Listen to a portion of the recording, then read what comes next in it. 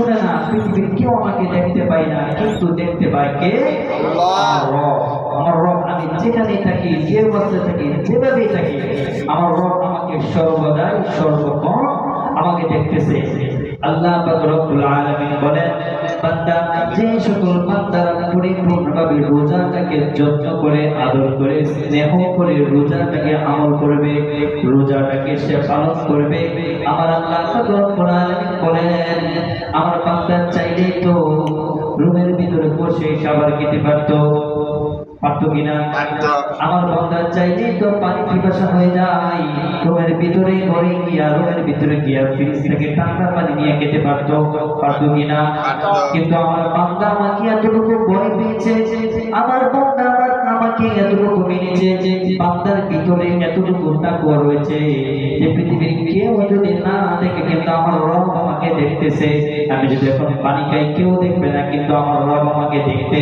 আল্লাহ পাক রব্বুল আলামিন বলেন, যারা এইভাবে তাকওয়া অর্জন করে, তাকওয়া মেনে আমাকে পরিপূর্ণভাবে ভয় করে, আর আমার হুকুম যদি আমার বান্দা মানতে পারে, কাল কিয়ামতের দিন যখন বান্দা পানির জন্য পিপাসায় যখন কান্না করতে থাকবে, চিৎকার করতে থাকবে, আমি আমার ওই সকল বান্দাদের জন্য আমি রেখেছি হাউজে কাউসারের পানি।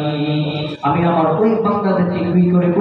হাউজে কাউসারের পানি পান করাইব, যে পানি এক ফোঁটা আপনাকে পান করাইলে আর কোনোদিন পিপাসা লাগবে না। কাদের জন্য? যারা রোজা রেখে কষ্ট করে আল্লাহ তাআলাকে ভয় করে হুকুম মেনেছে, তাদের জন্য। এখন আমি রোজা রেখেছি, এক ভাইয়ের হক নষ্ট করেছি, আমি রোজা রেখেছি, এক ভাইকে আমি অত্যাচার করেছি, আমি রোজা রেখেছি, এক ভাইকে আমি গালাগালাজ করেছি, আমি রোজা রেখেছি, আমার পাওয়ার দিকে এক ভাইয়ের ক্ষতি করার জন্য আমি লিপ্ত রয়েছি, এই রোজা রেখেও কোনো লাভ নেই।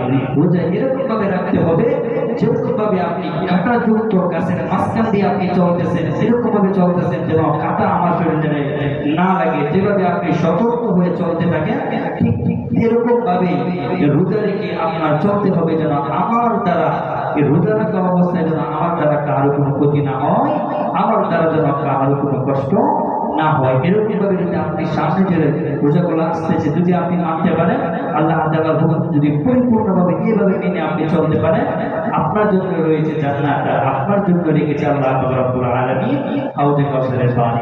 তাহলে আমরা কি আল্লাহ তাআলা জান্নাতে যেতে চাই সকলেই? হাউজে কাউসারের পানি সকলে খেতে চায়? সকলে খেতে চাই তো? তাদের তাকওয়া আমাদের মধ্যে ফিটিং করতে হবে। আল্লাহ রাসূল সাল্লাল্লাহু আলাইহি ওয়াসাল্লাম বলেন, মান ওয়াসানা ফালাইসা মিন্না, যে আমার যে সকল উম্মতরা আমার উম্মত হয়ে আরেক উম্মতকে কষ্ট দেয়, আরেক উম্মতকে উম্মতের সাথে দুটোবাজি করে, এই সকল উম্মত আমার উম্মত নয়।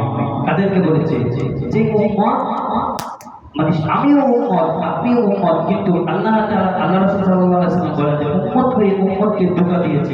কি দিয়েছে? ধোঁকা দিয়েছে। ধোঁকা বলতে কি? মনে করেন আপনাকে একটা রাস্তা দিয়ে নিয়ে গেছে, ভাই এই রাস্তা দিয়ে গেলে তো আপনি এরকম একটা স্বর্ণের একটা কিছু আপনি পাইবেন, বা আপনি অনেক টাকা পয়সা পাইবেন, কিন্তু আপনার মনে ছিল অন্যরকম, আপনি ওনাকে নিয়ে এখানে বিক্রি করে ফেলে আসছেন, আপনি ইনকাম করে আসছেন, কিন্তু ওই ব্যক্তিকে আপনি ক্ষতির মধ্যে ফেলে দিয়েছেন। আল্লাহ রাসূল বলেন যে যারা ধোঁকাবাজি করে, ধোঁকাবাজি মানুষ কখনো আমার উম্মত হতে পারবে না। আর কাল কিয়ামতের দিন যখন কঠিন থেকে কঠিন অবস্থার মধ্যে পড়ে যাবে, আমি এই সকল মানুষকে আমি আমার উম্মত হিসেবে গ্রহণ করবো না। কে বলেছে? যেই নবীকে না বানাইলে তাম পৃথিবীর কোনো কিছু সৃষ্টি হতো না।